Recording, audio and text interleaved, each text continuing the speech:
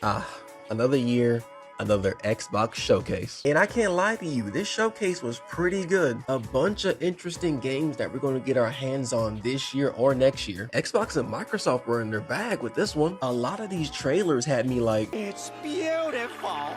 Now, just like last year, this video is just me taking a few minutes to talk about some of the games that interest me the most. And if you enjoyed this video, please like and subscribe. It definitely helps the channel. And comment below some of the games you're looking forward to. Now, the first game I want to talk about technically wasn't part of the showcase, but it did come on afterwards, which is Call of Duty Black Ops 6. Now, I used to be a huge Call of Duty fan. Now, I stopped playing COD around Infinite Warfare with... This is Jon Snow. He's king in the north.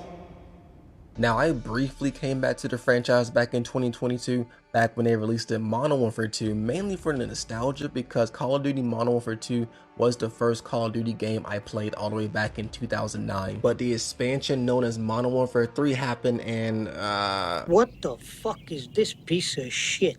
But just when I thought I was going to be done with COD again, now we have Black Ops 6. And I'm honestly really hyped for this one. Now, I've always been more of a fan of the Black Ops side of Call of Duty, especially the campaign. The Black Ops campaigns always seem to fuck with you in some way, shape, or form. Train go boom. And this campaign seems to be no different. This campaign takes place after Cold War and is the sequel to Black Ops 2, which is one of my favorite COD games of all time. One of the things that piqued my interest was the amount of freedom you're going to get with these missions. Pretty much you're going to have an objective and it's up to you to figure out how to get to it. Do you want to go loud and proud? Or do you want to go the more sneakier route? I really wonder, will there be slight changes to the campaign depending on the approach you use? And I don't know about you, but I don't remember doing a casino heist in Call of Duty. That straight up reminded me of the heist missions from GTA. So that's something I'm definitely excited for. Plus, with what they showed us of the multiplayer and the zombies, this Call of Duty could very well be a winner. Alright, the next game I want to talk about is South of Midnight. Now, I remember the trailer they showed last year, but this time around we got to see some gameplay. The best way I could describe this game is like old school God of War set in Louisiana with the art style of the Spider-Verse. That's a weird combination, but it works in this game. I still don't know much about the story except that you get to pal around with a giant fish. You mean to tell me your mama never told you stories about critters and weavers? Oh, you're lucky I come along.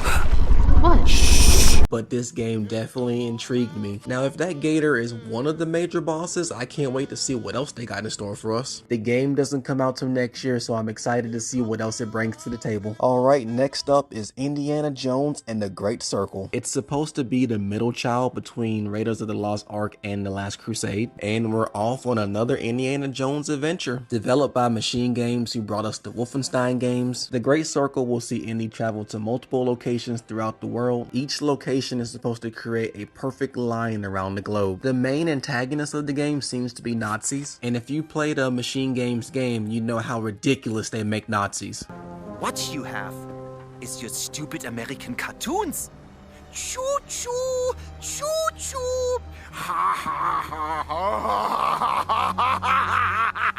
ha. You laugh and dance, celebrating your own idiocy and drinking the piss you call beer.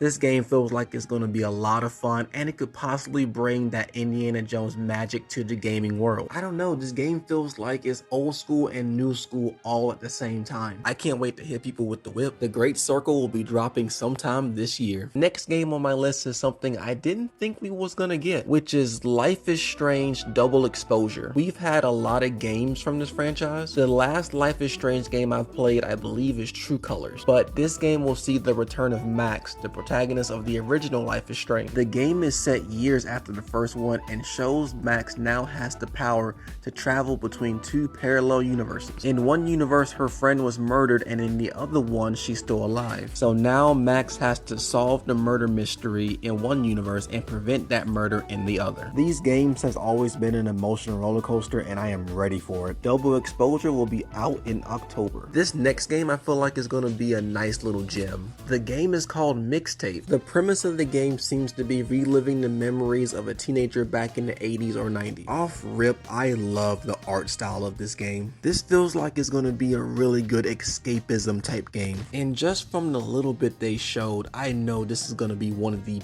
best soundtracks ever. I think this game is gonna hit a chord with a lot of people. We were all teenagers at one point who probably did a lot of dumb stuff back in the day, but also created wonderful memories. So this game is definitely on my radar. There have been noise complaints. Okay.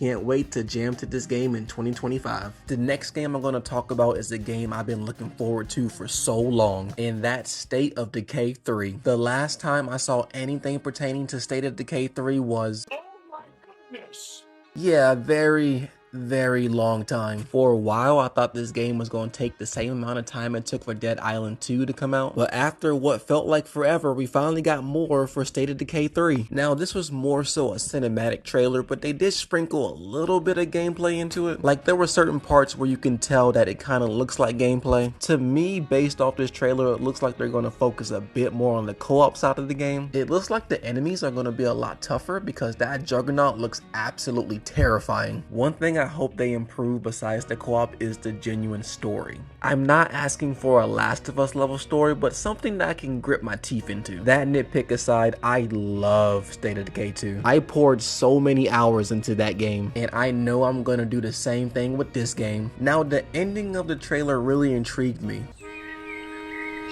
No one is forgotten. We live on.